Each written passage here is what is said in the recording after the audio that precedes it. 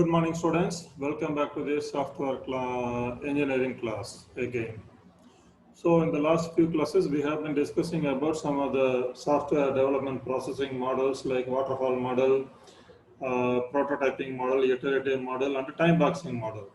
So, in this class, we are going to compare all these four models that we have discussed in the last class. Okay.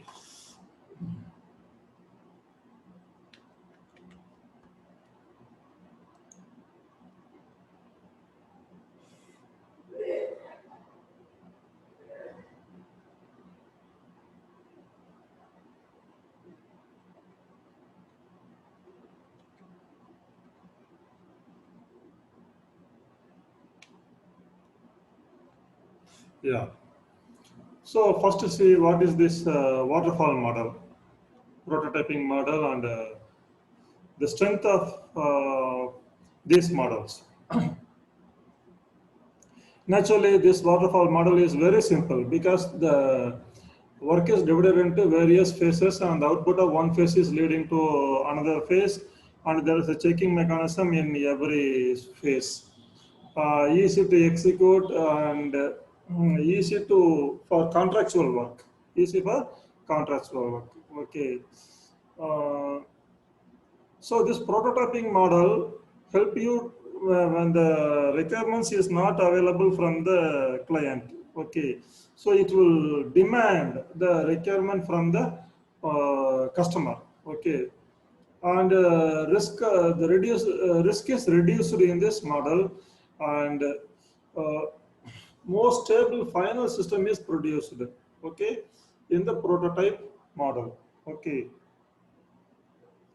when you come to the weaknesses, the waterfall model the delivers the final product as a single whole unit. Okay, so in the intermediate presentation is not possible here. Okay, and the feedback from the user is not available because the final product is given to them. Okay, then when some changes has to be done means then from which phase the changes are occurring, from there all the remaining things has to be changed. Okay, that is some of the drawback of this waterfall model.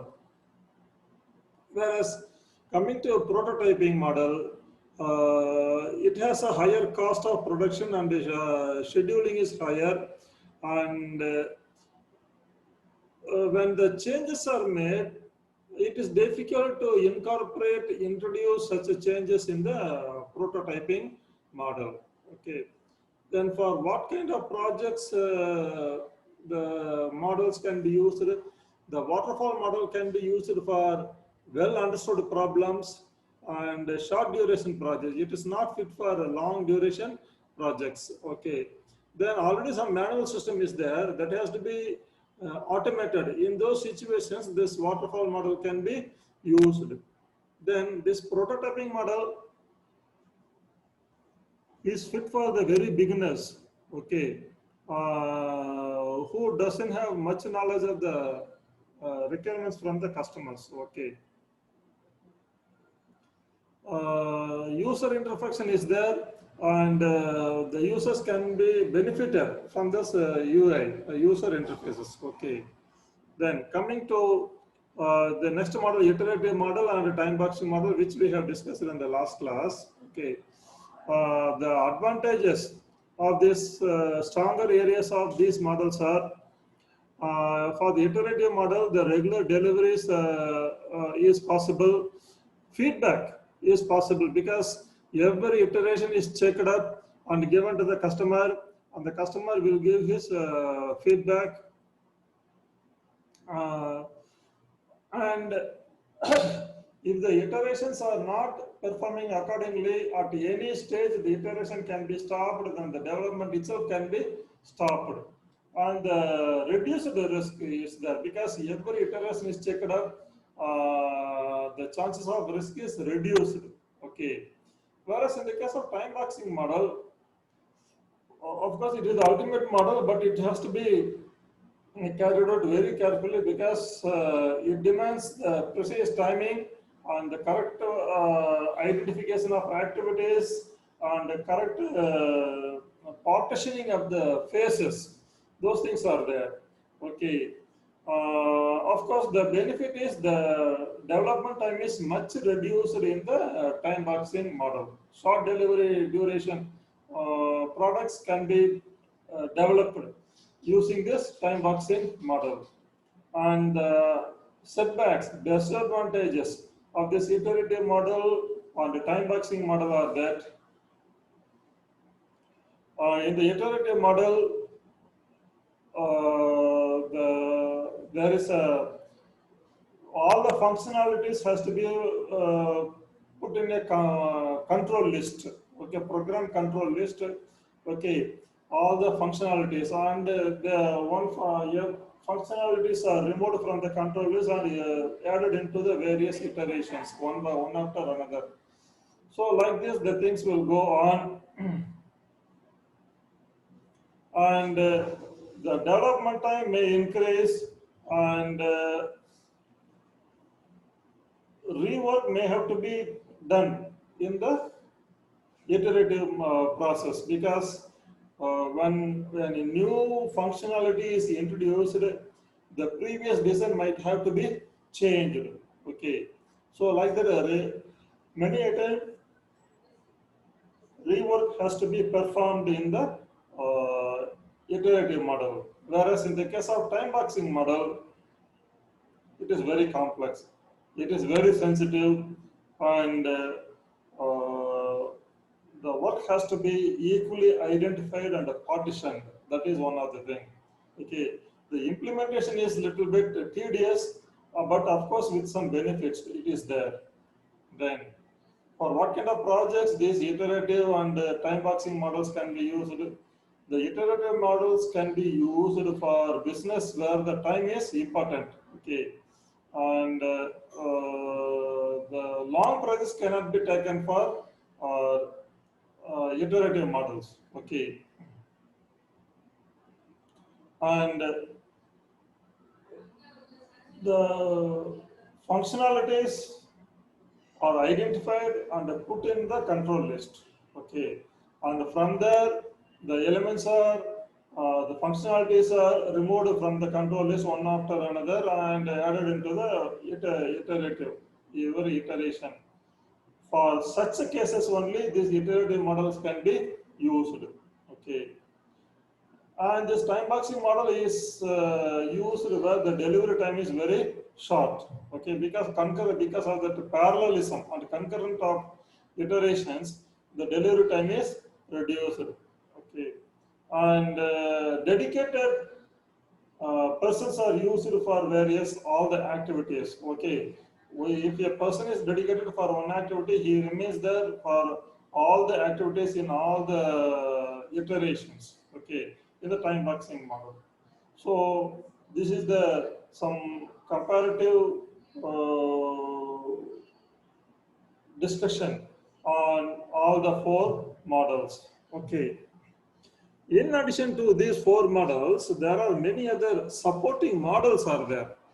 Supporting models like project management process, inspection process, configuration management process, uh, change management process, process management process. These things are there. Okay, what is the need for all these things? Okay, in every software development process, the four activities mainly uh, mainly the requirement analysis, then designing work, then coding work, and testing work. These are the fundamental. Other than to streamline these activities, we need several other software processes. Okay, these are all some of the processes that are required in addition to our regular model for developing a software. Okay, first we take this process management, project management process. Okay.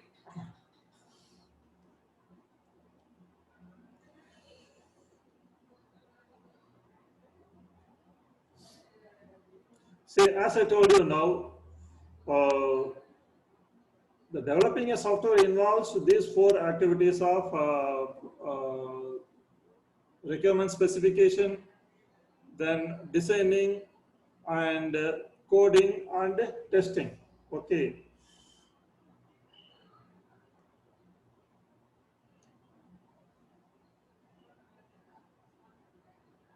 So to meet the cost, quality and schedule, uh, timely delivery and other objectives, resources have to be properly uh, allocated to each activity. Okay, like designing work, coding work, for all these activities, the resources has to be properly allocated. And progress of each activity has to be monitored and corrected whenever there is an action needed.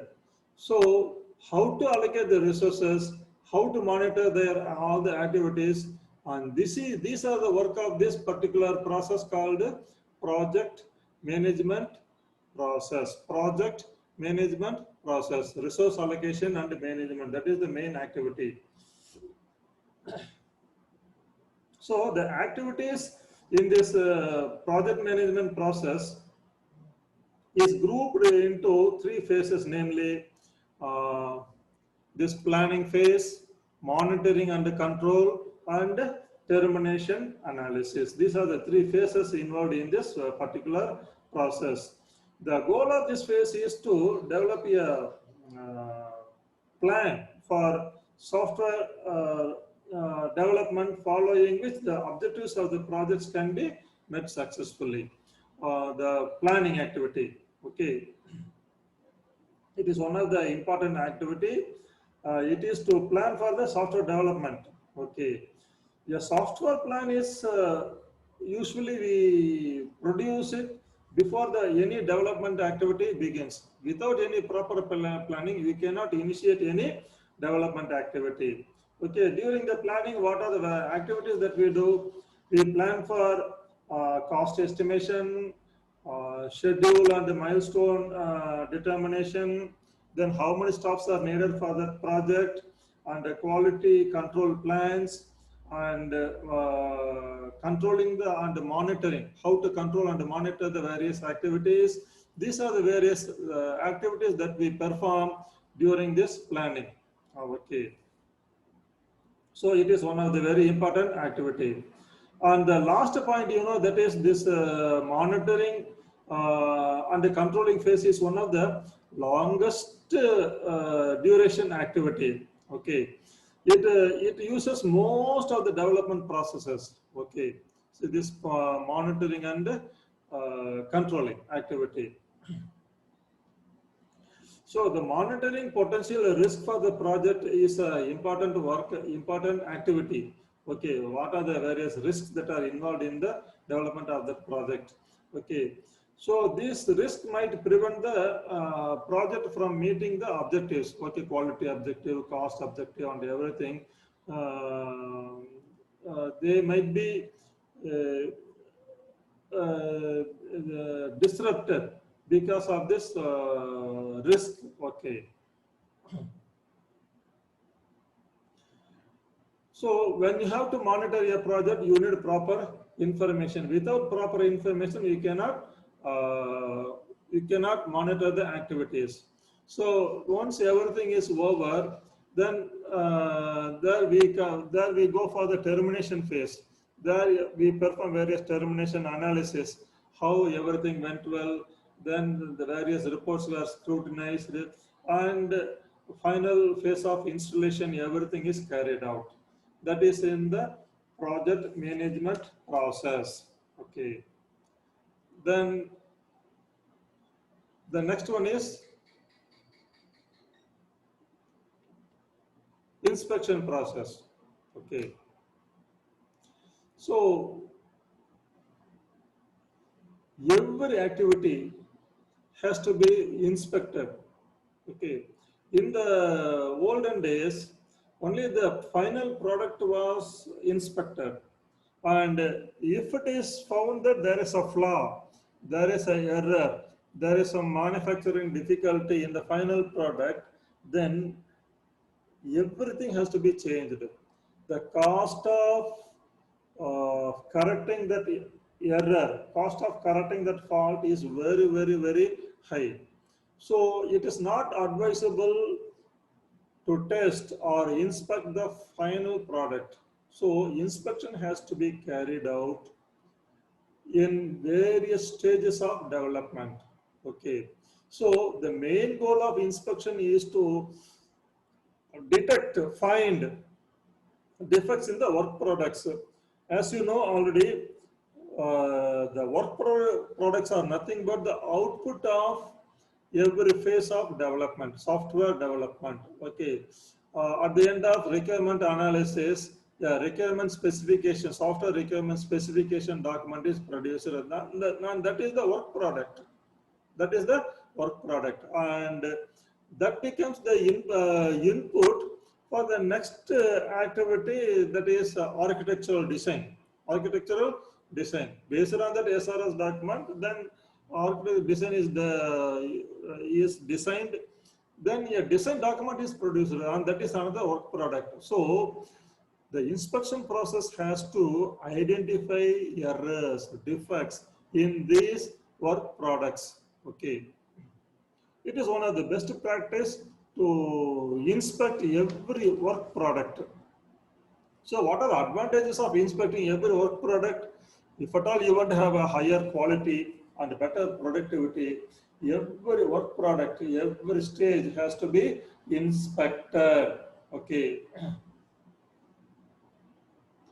So in the software development, defects can be introduced, injected at any stage. Okay. If the defect is introduced in the very early stage of the software development, like the very early stages, the requirement specification preparation, even before the feasibility study. Okay. If some defects are introduced in that area, so that the defects has to be picked up there itself.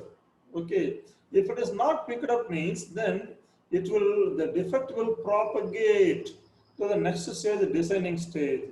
Even if it is not picked up in the designing stage, it will propagate to the coding stage. If it is not picked up there means, then it will propagate to the testing stage, and if it is not picked up there means, then you will end up with a defective product, defective software.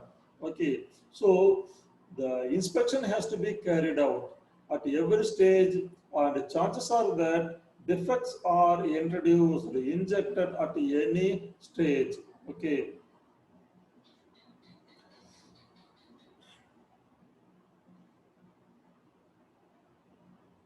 See, what are some of the characteristics of this inspection? Usually, who developed that particular phase? They are not the inspecting people, because they are the one who developed it. They don't know whether they have introduced, whether they have committed any error or not. Okay, then how can those people, they themselves inspect for it? So naturally, the inspection should be carried out by a third party who are not part of that particular development team. Particular development team. Okay. So it is a structured process. Okay. So the point to be understood here is, the inspection process is there to identify the errors, to identify the defects. Okay, that's all. That's all. No more thing. It is not the duty of the inspection process to correct the defects. Okay, so testing should be done. That's all. Nothing should be corrected. What are the errors are there? That should be identified. That's all. There comes a full stop. Okay.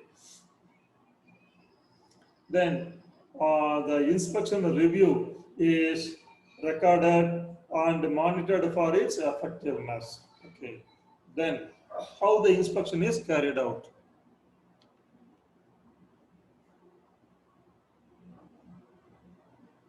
So there will be a reviewing team.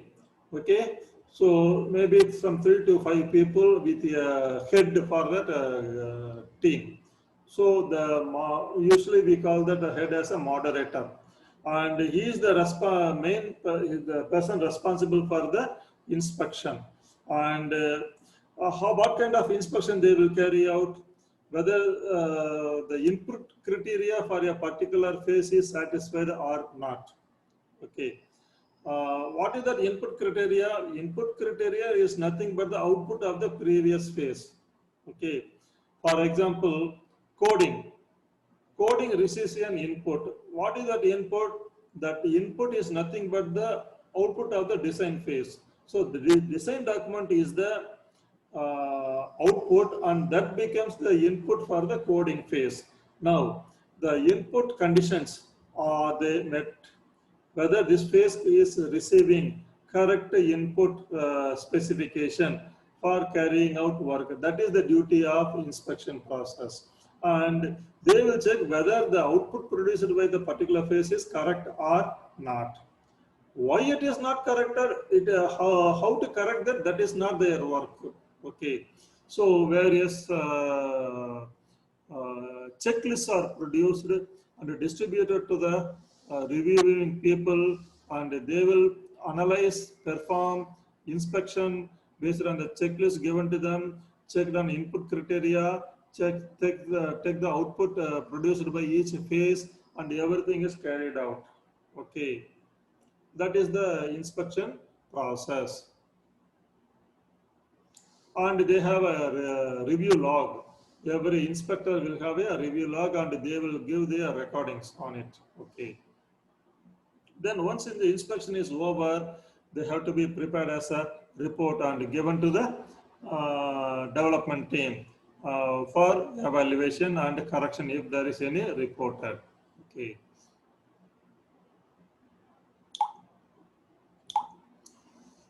So that is the idea behind this inspection process. Still more processes are there that we will discuss those things in the coming classes. Okay.